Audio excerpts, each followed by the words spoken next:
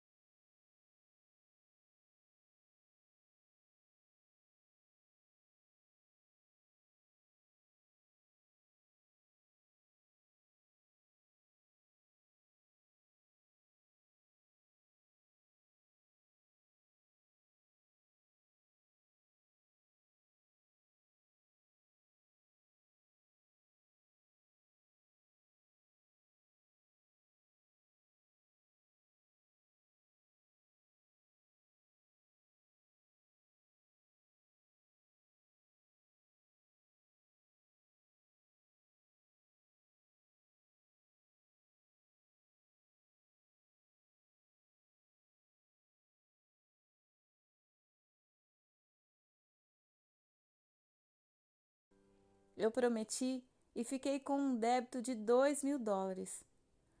Logo depois, eles tiraram uma oferta para uma necessidade específica.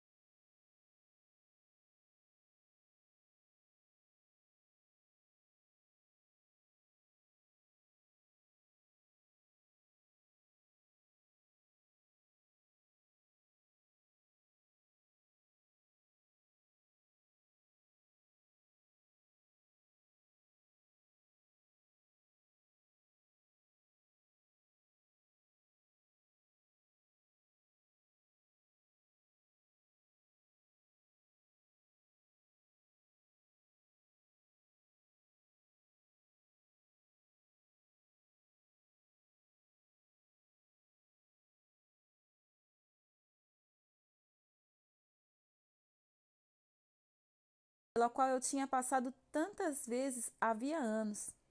Era um tipo de granja.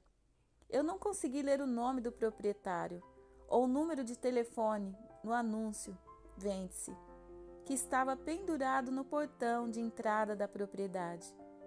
Provavelmente, a ilegibilidade da impressão no anúncio era a maneira de Deus impedir que aquele imóvel fosse vendido. Porque quando passei por ali, o Senhor falou comigo. Ele disse: Compre essa propriedade. Repentinamente, brequei o carro e quase joguei meu filho e minha filha para o banco da frente comigo e Júlia. Eu pedi a Marilyn que descesse do carro e anotasse nome e número do telefone no anúncio. O que você vai fazer? Júlia perguntou. Vou comprá-la. Mas você tem somente $65 no banco. Ótimo, vou comprar essa propriedade. No dia seguinte, chamei o proprietário e expliquei que desejava comprar o imóvel. Fiz um depósito de $25, abri a opção de compra e vendi a opção com $7.000 de lucro. E continuei com meus negócios. Deus abençoou e abençoou e abençoou. Os $2.600 que eu tinha prometido e emprestado do banco para pagar a minha promessa deram-me de volta $7.000 naquela transação.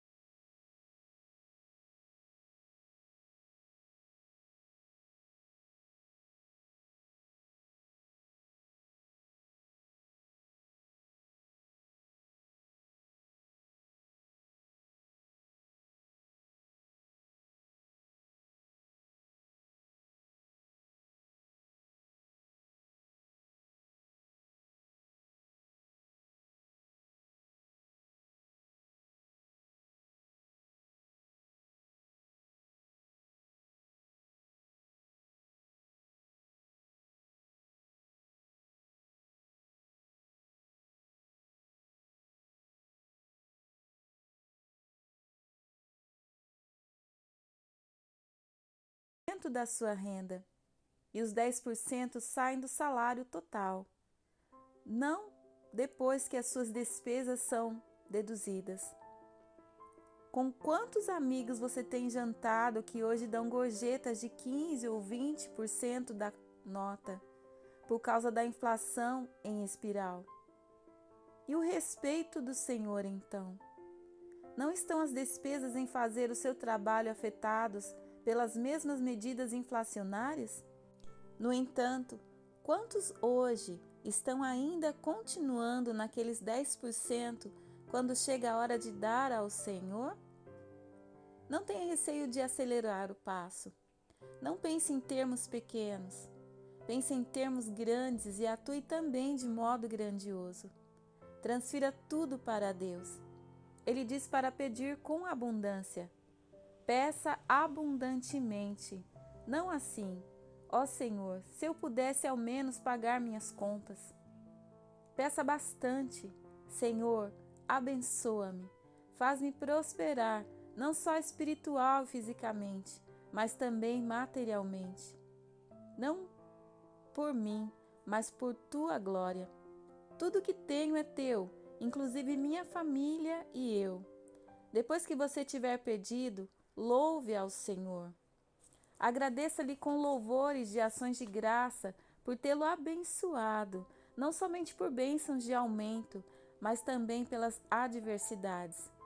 Agradeça e louve ao Senhor por todas as coisas. Não chame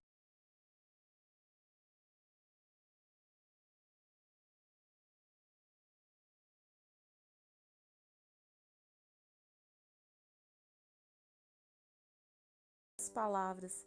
Eu dizia ao mundo que Jesus é responsável por tudo que faço, até meus erros. Todos nós cometemos erros. Prometemos coisas que não somos capazes de cumprir. Se Jesus é seu sócio, ele é responsável por 50% de tudo que acontece com você. Você está arrastando para o seu nível ao chamá-lo de seu sócio. Faça-o seu chefe. Nada sairá errado quando ele é que dirige o espetáculo. Nós tentamos fazer o trabalho de Deus. Tentamos fazer o impossível em vez de entregar tudo a Deus. O que tem na sua mão? Entregue esse minguado pouquinho a Deus, como minha mãe fez com menos de meio quilo de espaguete. Ela entregou a Deus e Ele abençoou ao ponto de alimentar 18 pessoas famintas e ainda houve sobra suficiente para alimentar 12 fóglios no dia seguinte. Louvado seja Deus!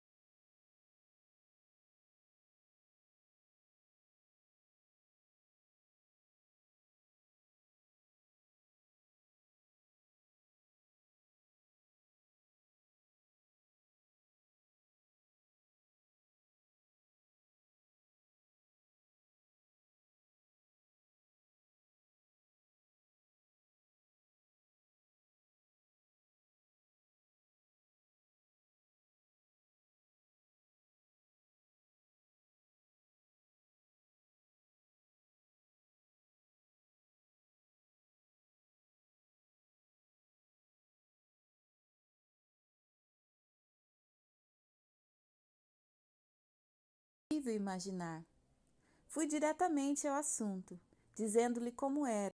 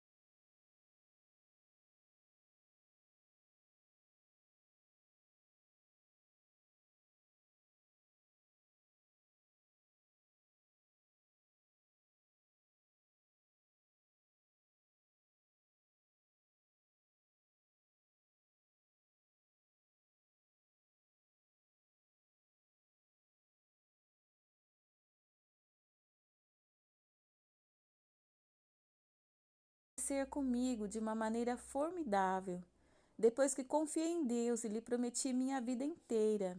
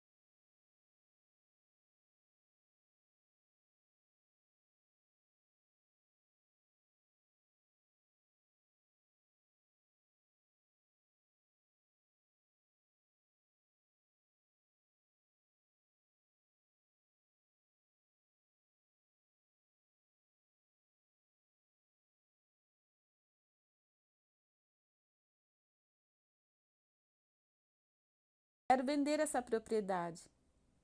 É terra e imposto demais.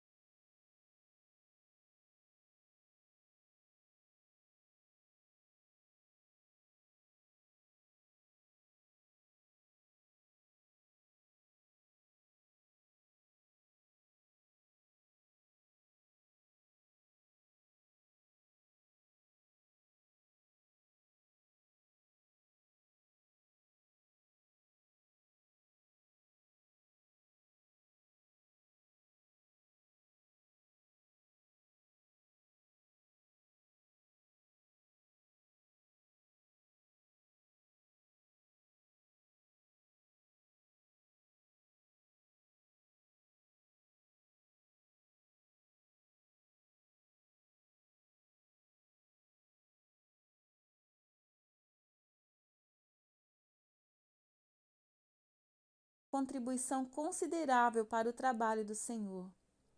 Nós somos só vinas, demais com Deus. Estamos em condições difíceis, não por culpa de Deus, mas por nós mesmos. A Bíblia nos diz: Ele faz um caminho onde não parecia haver nenhum. Quantas vezes nós temos estado com Deus? Satanás deseja que nós desistamos. Ele tentou persuadir-me quando voltei da cruzada de Oral Roberts em Bakersfield. Ele se infiltra em nós no momento oportuno, quando pensamos que tudo está perdido. Não existe tal coisa chamada desistência, nem renúncia, nem deitar à espera da morte. Absolutamente não. Satanás deseja dizer ao meu ouvido: olhe, ele disse que abençoaria você e lhe faria próspero. Mas veja o que você tem. Você não está recebendo nada em troca. Veja o quanto você deu em dízimo o ano passado. Que é que você recebeu de volta? Falsas promessas. O meu Deus, segundo a sua riqueza em glória, há de suprir em Cristo Jesus cada uma de vossas necessidades. Filipenses 4,19. Ele não falhará. Ele disse: eu nunca te abandonarei, nem te deixarei. Então, quem é que está abandonando alguém? O diabo nos observa. Ele sabe quando nos atacar. É geralmente quando nos sentimos eufóricos, felizes e tudo vai otimamente. Nossas defesas estão caídas. A prosperidade nos tem afastado um pouco, permitindo que o mal penetre nas brechas.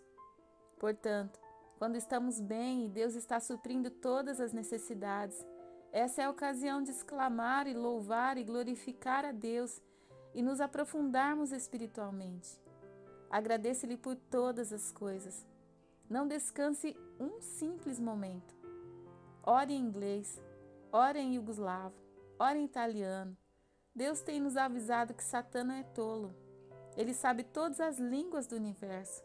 Ele sabe todos os dialetos. Não há uma língua que ele não fale e interprete.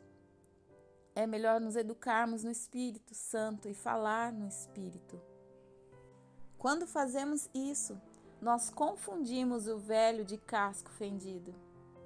Ore no Espírito enquanto guia seu carro pela estrada ou através de tráfego na cidade. Em seu coração, ore no Espírito. No seu escritório, conversando com um homem de negócios, converse com ele em seu coração e ore no Espírito. Você ganhará em muitos pontos. O Senhor abençoá-lo-á.